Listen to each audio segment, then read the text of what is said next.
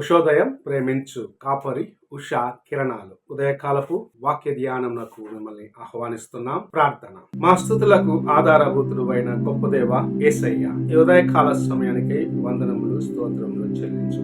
మమ్మల్ని ప్రేమించి మరి యొక్క దినమును అనుగ్రహించిన నీ కృపకు వందనాలు చెల్లించు. ఈ ఉదయకాల సమయమున నాతోనూ కార్యక్రమం వీక్షిస్తున్న ప్రేక్షకులతోనూ నీవుండి నడిపించమని, వినగలిగిన చెవిని, గ్రహించుకునే హృదయాన్ని అనుగ్రహించి ఆశీర్వదించమని యేసు పరిశుద్ధ నామమున అడిగి వేడుకుంటున్నాను పరమ తండ్రి.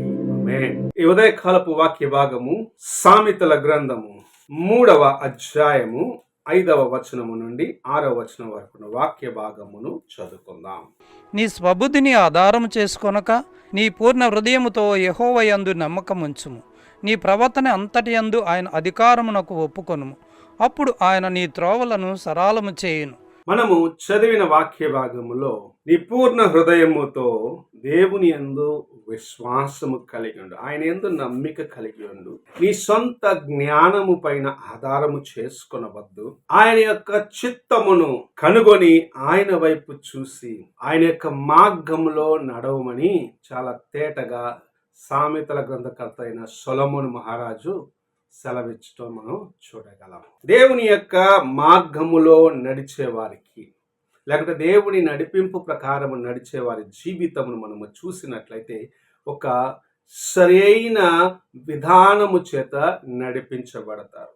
వారు దేవుని యందు భయభక్తులు కలిగిన వారిగా, పాపమునకు దూరముగా దేవునికి సమీపముగా ఉన్న ఒక జీవితమును కలిగి ఉంటారు. అలాంటి వారు తమ యొక్క హృదయము దేవునితో సరిగా ఉన్నదాన్ని బట్టి ఎల్లప్పుడూ సంతోషముగా జీవించగలరు. వారు ఎటువంటి స్థితిలో ఉన్నప్పటికీ వారి జీవితములు సంతోషకరముగా ఉంటుందని దేవుని యొక్క వాక్యం సెలవిస్తుంది. అది మాత్రమే కాదు, ప్రతి దినము తన యొక్క ప్రయాసకు తగిన ఫలమును పొందిన వ్యక్తిగా అతడు ఉంటాడు. సోమరివాడైతే తన జీవితములో నాశనమును వెతికి తెచ్చుకుంటాడు. అందుకే దేవుని యొక్క వాక్యము మనల్ని అనేక సార్లు క్రమశిక్షణతో జీవించేదానికి నేర్పిస్తూ ఉంది.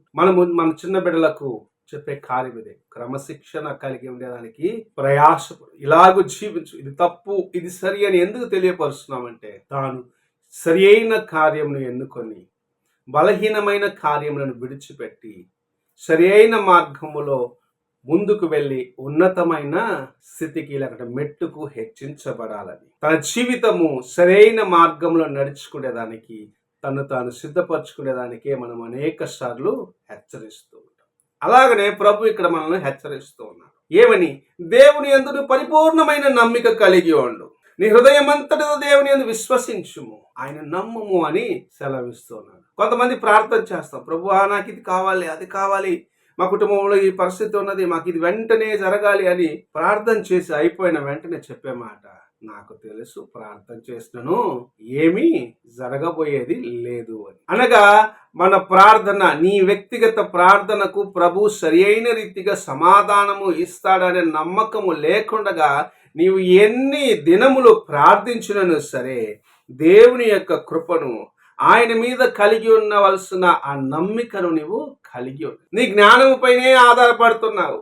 నేను ఇది చేయగలను అనుకుంటావు, నాకు ఈ వ్యక్తి తెలుసు, ఇతను నాకు సహాయం చేస్తాడనుకుంటావు. చివరికి ఎవరినైతే నీవు నమ్ముకున్నావో, ఎవరినైతే కొండలాగా నీవు ఎంచుకున్నావో ఆ వ్యక్తి నీకు ఏ సహాయము చేయని స్థితిలో నీవు దేవుని యొద్దకు వచ్చి మొరపెట్టవలసిన వ్యక్తిగా ఉన్నావు. అందుకే ఈ ఉదయకాల సమయమున నీవు దేవుని యందు నమ్మిక కలిగి ఉండు, ఆయన యందు పరిపూర్ణముగా ఆధారము చేసుకోను. నీ జ్ఞానమును ప్రక్కన పెట్టు, నీ తలంపులను ప్రక్కన పెట్టు, దేవుని యొక్క వాక్యమును చదువు, దేవుని యొక్క వాక్యము నీకు నేర్పించే కార్యములను జీవితంలో అవలంబించుము.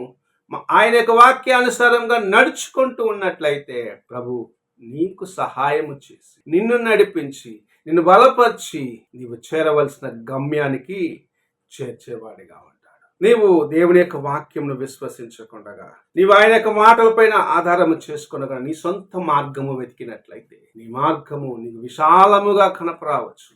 నీ మార్గములో అనేకులు నీకు సహాయకరంగా ఉన్నారని నీవు అనుకొనవచ్చు, కానీ చివరికి నాశనమునకు అది నిన్ను తీసుకొని వెళ్తుంది. దేవుని యొక్క మార్గము ఇరుకు మార్గముగా ఉంటున్నది. అయితే నీవు అందులో ప్రయాణము చేయటము ప్రారంభించిన తర్వాత నీకు అది విశాలముగా కనబస్తుంది.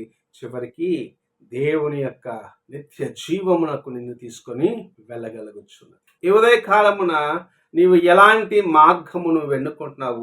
నీవు ఎవరిపైన ఆధారము చేసుకుంటున్నావు? నీ జీవితము దేనిని ఆధారము చేసుకొని ముందుకు వెళ్తుంది అనేది ప్రభు నిన్ను ప్రశ్నిస్తున్న కార్యం. లోకము, స్నేహితులు అని లోకం వైపు చూస్తున్నావా, లేకుంటే దేవుని వాక్యం ఇలా సెలవిస్తున్నది, ఆ వాక్యమును నేను ఆధారము చేసుకొని ముందుకు వెళ్తున్నాను అని దేవుని వాక్యానుసారముగా జీవిస్తున్నావా? దైవజనులు అనేకులు సెలవిస్తూ ఉంటారు. నీవు ప్రార్థన చేసావా?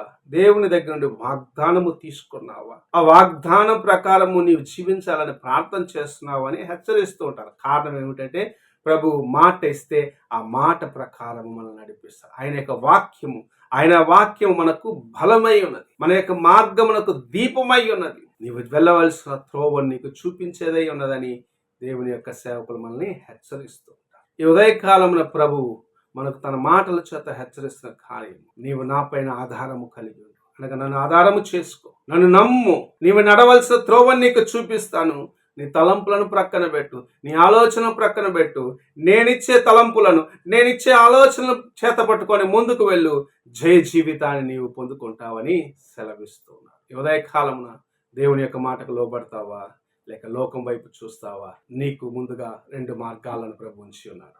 ప్రార్థన చేసుకుందాం. మహాగణుడా, గొప్ప దేవ, ఈ ఉదయ కాలమున నీవు అనుగ్రహించిన ఈ వాక్యం బట్టి స్తోత్రములు చెల్లించుకుని నీ వైపున ఆయన చూస్తూ ముందుకు వెళ్ళేదానికి, నిన్ను ఆధారం చేసి నిన్నే నాయన మేము సమస్తముగా కలిగి ఉండేదానికి సహాయం వచ్చి, మా తలంపులను, మా జ్ఞానమును, మా యొక్క ఆలోచనలన్నిటిని ప్రక్కన నీ కోసము జీవించేదానికి, నీకు విధేయుడిగా జీవించేదానికి, నీలోనైనా నడిచేదానికి మాకు సహాయం వచ్చి యేసు పరిశుద్ధ నామమున అడిగి వేడుకుంటున్నాను పరమ తండ్రి.